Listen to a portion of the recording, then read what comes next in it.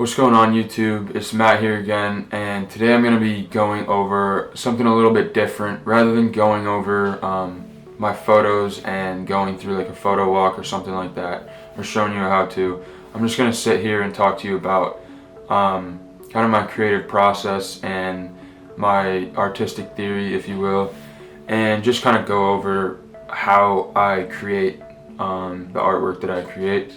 For me, I know when artists are going after whatever they're trying to create, a lot of the time they're striving to be perfect, and they're striving for really something that they can't create with this perfect quality.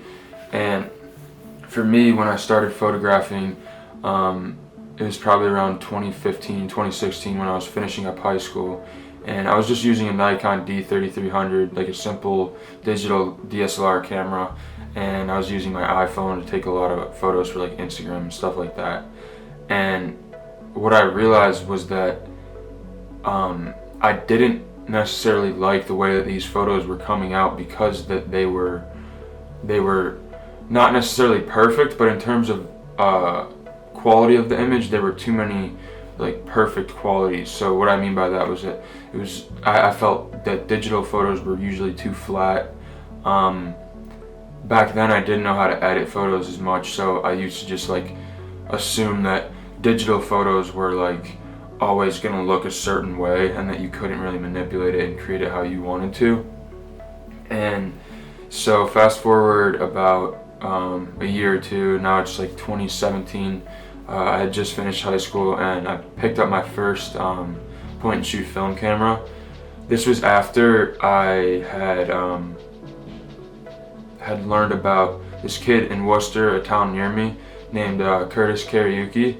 He's actually the owner of this brand, Denied Approval. Go check them out. I'll link them in the description. But he started shooting with some local rappers around Worcester, and eventually got picked up by Joyner Lucas to help him, shoot some videos and stuff like that. And then he ended up going on tour with Ray Sremmurd and Lil Yachty, I think, too, afterwards. So one of the things that he inspired me with the most was the fact that he always had a point and shoot camera. I saw one of his stories on Instagram one day. He was in California or something like that with Lil Yachty, and he went to one of the local like film labs with like 30 different point and shoots, and just dropped them off to get them developed and stuff. And to me that was just crazy, because I was so used to like this idea of, if you want to be a good photographer, you have to have like a super good DSLR camera with you. You need to have like a professional attitude. You need to be serious. You need to go get these clients, do all this work, this, that, or the other.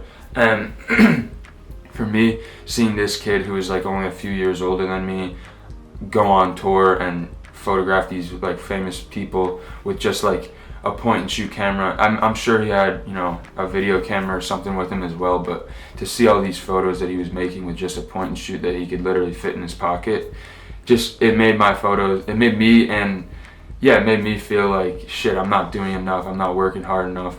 If he's doing all this with a little camera, like why am I struggling so much? So I ended up going out, getting a disposable camera just like the one he had, the ones you could pick up from CVS or anything like that.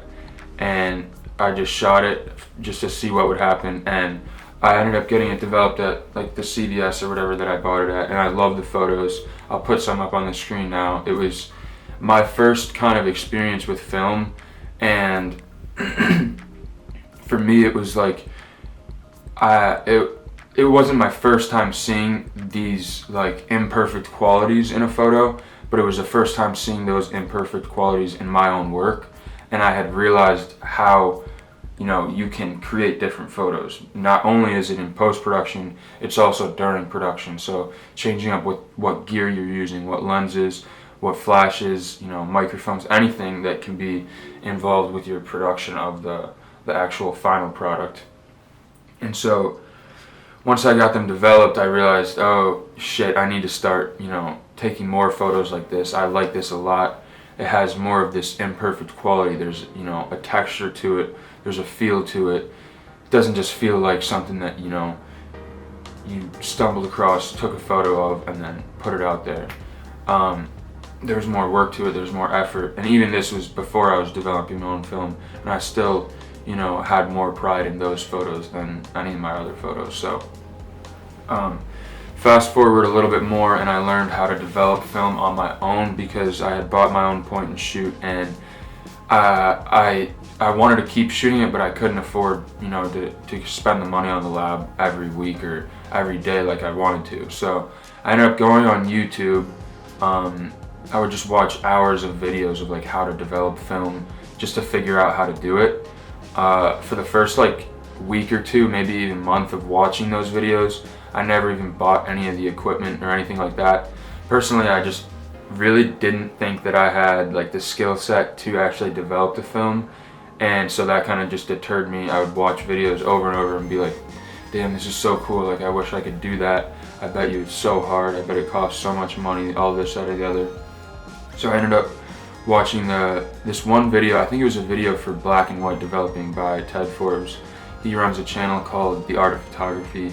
I'll link that below as well. Make sure you check him out. He's really, really smart and talented, knows a lot of shit about photography and videography, so make sure you check him out if you're interested. He's taught me a lot, and I've never even met him, so definitely check his channel out.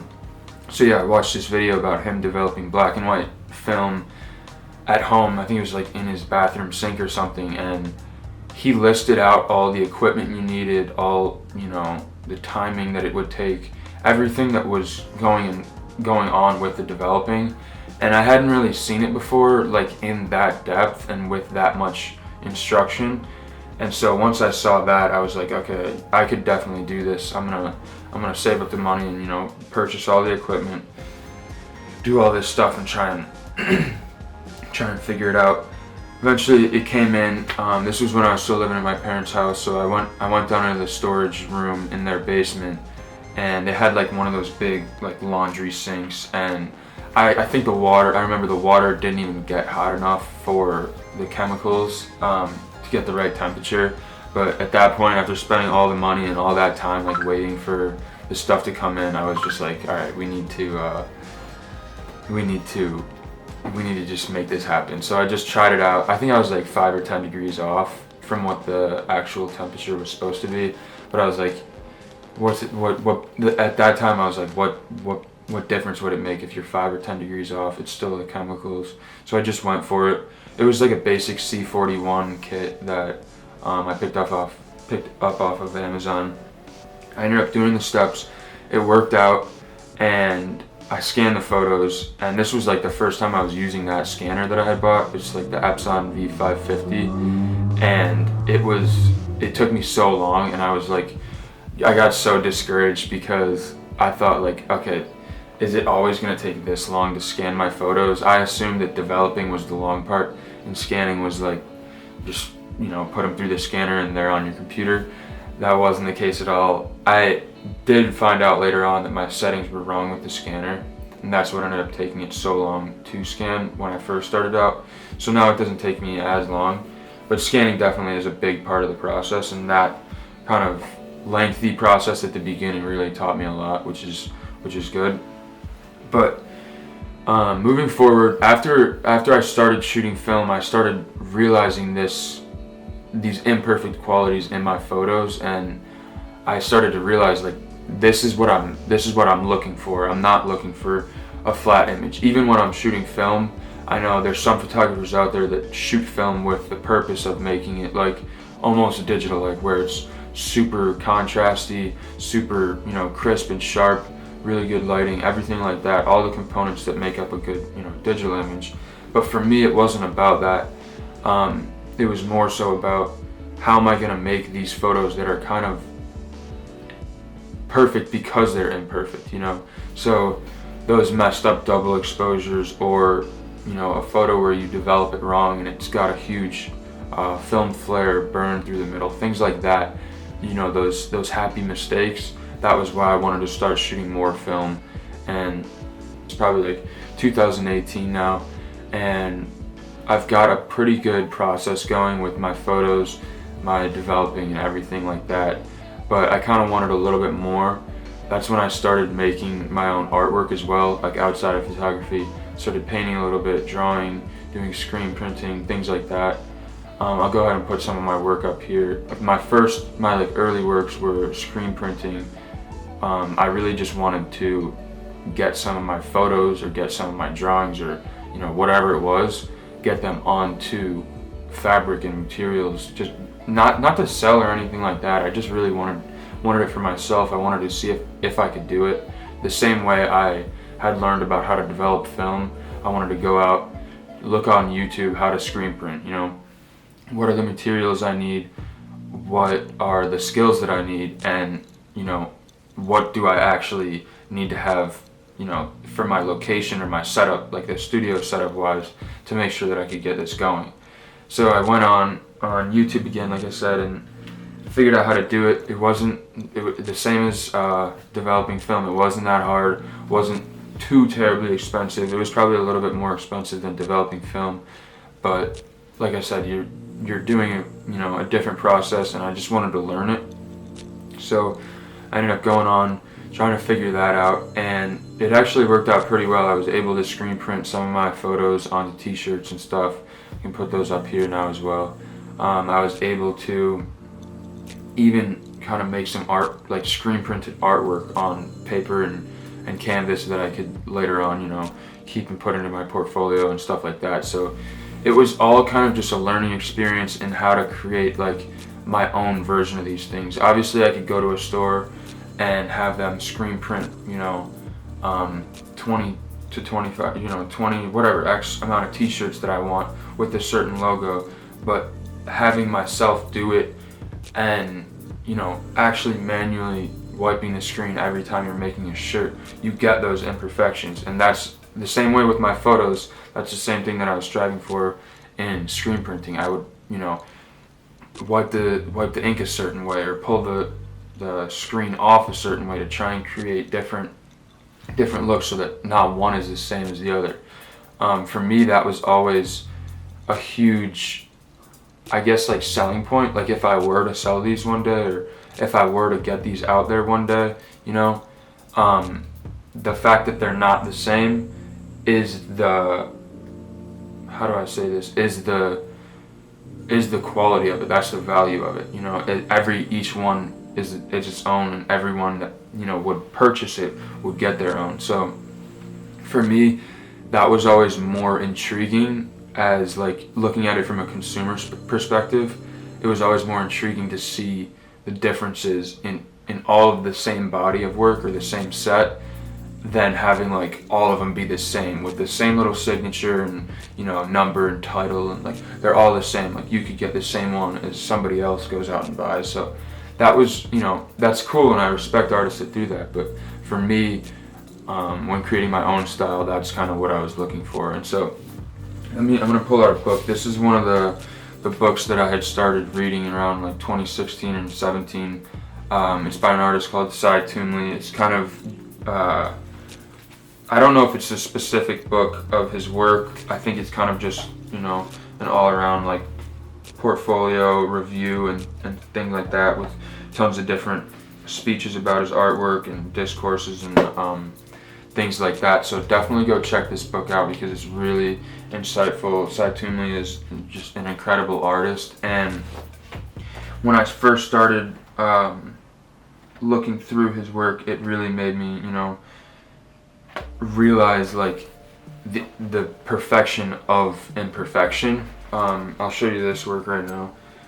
It might be a little dark. I'll try and brighten it, but it's a lot of Cy Toomley's work is I don't even know how to describe it. It's very, people like to say his work is very like childlike, like as if some kid just grabbed a crayon and went up to the wall and started scribbling or something. But actually, when you look at his work, you realize there's a lot more to it. There's a lot more meaning behind it and thought behind it. And for me, after seeing this book, I would go and, not try and recreate his work, but I would be inspired by it and try and make work like it. I would go into the studio and just try and draw, just sit at paper, look at it, just try and scribble and see what I could create.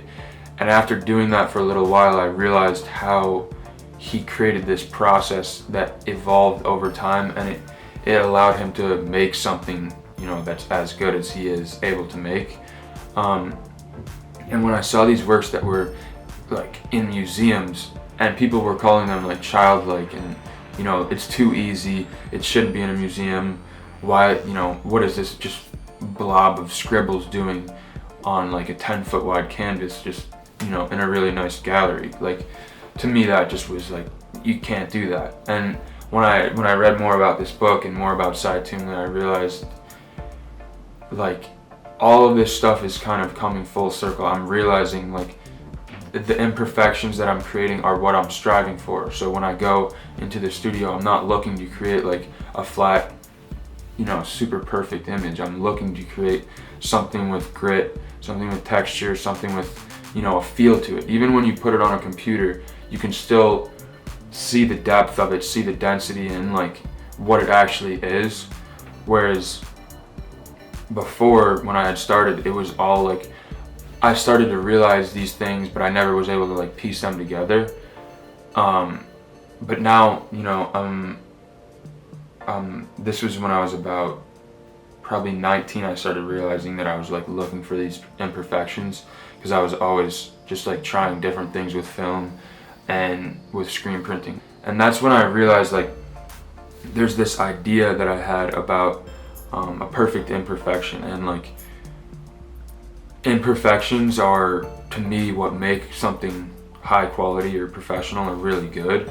Well, I take that with like a grain of salt. Like, imperfections aren't what makes something professional, but if it's the right imperfection, then I believe that it makes, you know, something with more, it makes it more valuable. That's what I think. So once I started realizing like that I was going for these imperfect qualities, and that this idea of like a perfect imperfection is what I was striving for, then I started experimenting a bunch, because I just wanted to see what I could create, see what, you know, what could come out of it. And I was doing nothing at the time other than working with FilterGrade in school, so I was like, why not? What else do I have to lose?